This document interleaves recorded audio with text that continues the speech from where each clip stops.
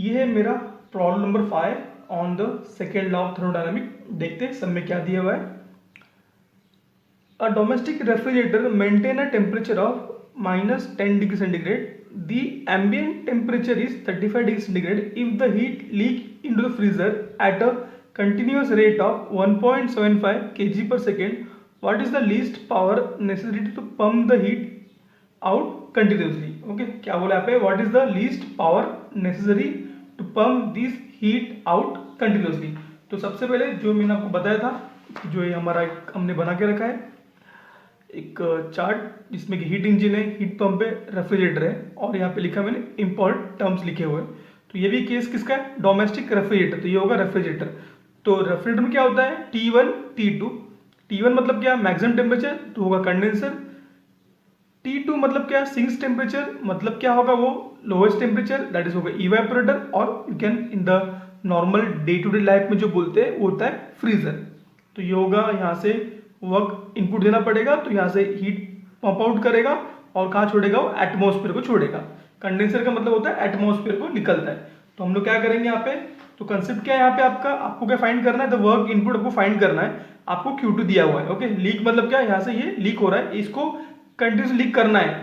अगर यहाँ से हीट लीक नहीं होगा, इवेपोरेटर से अगर हीट बाहर निकालेंगे नहीं, तो यहाँ पे बर्फ भी बनेगा। जो हमने रखे खाने, फूड्स रखे, एप्पल रखे, फ्रूट्स रखे, वो टेम्परेचर पे मेंटेन नहीं हो पाएंगे। हमें क्या करना है? कंटिन्यूसली उसको वो टेम्परेचर पे फ्रीजर को मेंटेन करना है। तो उसको क्या करना पड़ेगा? हीट वहां से वो एरिया से बार बार निकालना पड़ेगा। ओके, क्लियर यहाँ पे? तो देखते हैं हम लोग सम को किस तरह सॉल्व करेंगे। तो यहाँ पे आएगा रेफ्रिजरेटर का जो आएगा डोमेस्टिक रेफ्रिजरेटर, ये होगा आपका क्या लिया यहाँ पे? Ambient temperature. ओके, ये होगा 35 degree centigrade, that is T1। यहाँ पे R, यहाँ से क्या आएगा? वर्क इनपुट होगा। यहाँ से ऊपर हीट क्लिक करना है, पंप आउट करना है। कहाँ से? टू द फ्रीजर से, फ्रॉम द फ्रीजर। तो उसका टेम्परेचर कितना है? -10 डिग्री सेंटीग्रेड। और ये होगा यहाँ पे Q1।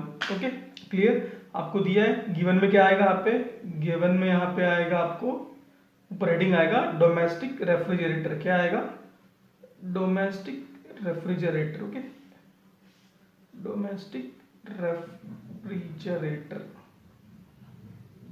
ओके, मेंटेन टेम्परेचर लिखा यहाँ पे, तो हो गया आपका T2 is equal to -10 degree centigrade plus 273, that is हो गया 263 केल्विन। तो ये हो जाएगा 263 kelvin. And the ambient temperature that is T1 is equal to 35 degree centigrade plus 273 in the kelvin में करने के लिए। तो ये हो जाएगा 35 plus 273, that is 308 kelvin. Heat leak into freezer at a continuous rate, that is heat leak, that is Q2। Leak हो रहा है, बाहर निकल रहा है। लीक मतलब यहाँ से बाहर निकाल रहा हूँ मैं हीट। तो ये 1.75 किलो जूल पर सेकेंड। उसको कन्वर्ट करेंगे ऐसा यूनिट में, तो ये हो जाएगा 1.75 इंटू 10⁻³ जूल पर सेकेंड। जूल पर सेकेंड क्या होता है? वो होता है वैट। तो ये हो जाएगा 1.75 into 10⁻³ watt. What is the heat power necessary? Find करना है यहाँ पे। टू फाइंड में आएगा आपको to find work net. Okay, sorry work net नहीं, work input, that is power input. क्या आएगा यहाँ पे? The power input to the system. ये ओके, चलिए देखते हैं किस तरह से सॉल्व करेंगे इसको। तो ये सॉल्व करने के लिए हमें सब डेटा दिया हुआ है, हमारे पास है। तो सबसे पहले मुझे क्या दिया है यहाँ पे? दोनों के टेम्परेचर लिमिट दिए। और ये जो साइकिल है किस पे ऑपरेट कर रहा है आपको पता है। टेम्परेचर लिमिट पता है आपको, तो आपको इजी पड़ेगा ये। बट यहाँ पे क्या बोला है? For the least power consumption. क्या बोला है यहाँ पे? For the least power consumption. And for the least power consumption we are the formula for the minimum power requirement और for the maximum COP the formula is Q2 by Q1 is equal to T2 by T1 for minimum power consumption. तो यहाँ पे लिखेंगे हम लोग for minimum और for the least power consumption, for least power consumption. Formula क्या है? Q2 by Q1 equal to T2 by T1 और इन सिंपल वे क्या करना है यहाँ पे देखिए Q1 by T1 is equal to Q2 by T2, ऐसा भी आप लिख सकते हैं। ओके, सिमिलर सेम ही आएगा यहाँ पे। तो हमें देखिए क्या क्या पता है, हमें T2 पता है, T1 पता है, हमें Q2 पता है, हमें फाइंड क्या करना है, Q1 फाइंड करना है। Q1 फाइंड करने से क्या मिलेगा मुझे, वर्क इनपुट मिलेगा। Work input is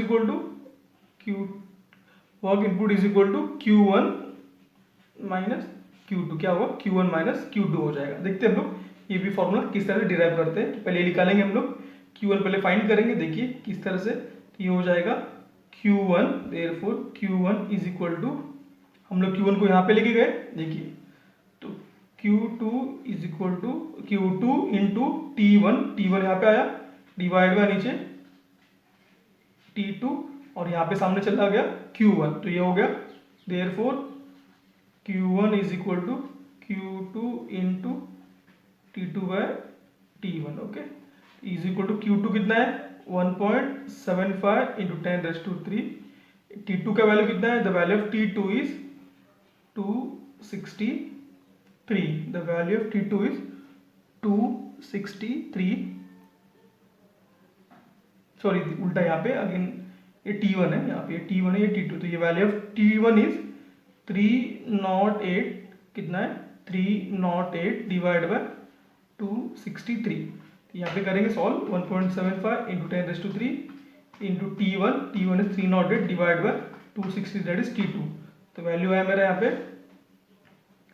2.049 into 10⁻³ unit है मेरा यहाँ पे वैट। ओके, क्लियर यहाँ पे आपको। तो ये इसका वैल्यू आया Q1 का। नाउ ये है वैल्यू Q1 का। नाउ अभी आपके क्या है, ये डायग्राम है। अभी देखिए डायग्राम में से आप किस तरह से फाइंड करें। अगर आपको फॉर्मूला भूल गए कि वर्क जो इनपुट है, द वर्क इनपुट का फॉर्मूला क्या है, Q1 माइनस Q2 है, ये आप अगर भूल गए तो किस तरह से सॉल्व करेंगे। देखिए क्या करना, बाय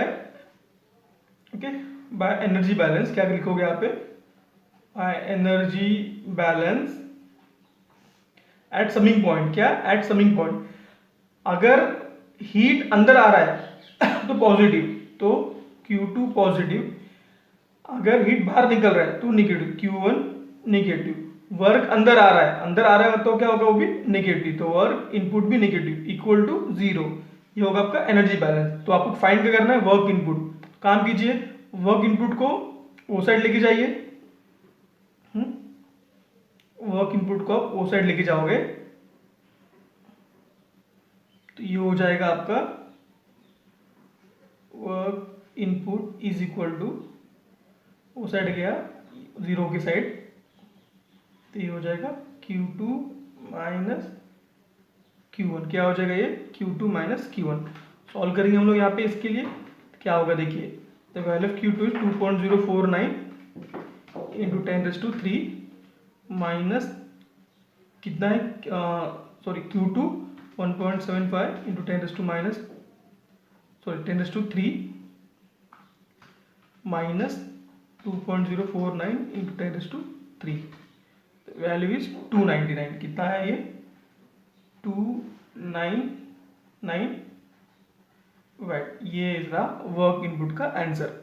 समझा आपको। द वैल्यू ऑफ Q2 कितना है, the value of Q2 is 175 into 10⁻³ joule पर सेकेंड में, दैट इज वैट में। The value of Q1 is 2.049 into 10⁻³ unit watt में।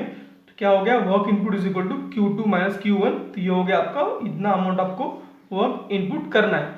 ओके, ये देखिए ये वैल्यू क्या आया है, पॉजिटिव आया। अगर इसे यूज करते तो या तो था नेगेटिव। आपको पता है कि वर्क इनपुट कर रहे हैं, वर्क इनपुट करना मतलब क्या होता है, नेगेटिव होता है। क्या होता है, वर्क इनपुट किया तो हम लोग सिस्टम में नेगेटिव होता है, वर्क बाहर निकलता है तो पॉजिटिव होता है। करके यहाँ पे आंसर जो है पॉजिटिव है। अगर ये यूज करते तो आंसर आता नेगेटिव। आपको लिखना पड़ता नीचे कि as work is given to the system hence the value is negative. But answer जो है यही है, 299 वैट। आपको कन्वर्ट करना है इन किलोवाट में, तो आंसर होगा वर्क इनपुट और power input is equal to 0.299 kilowatt. Okay, तो ये रहा ऑल अबाउट इसका क्वेश्चन का answer. So thank you for watching my video.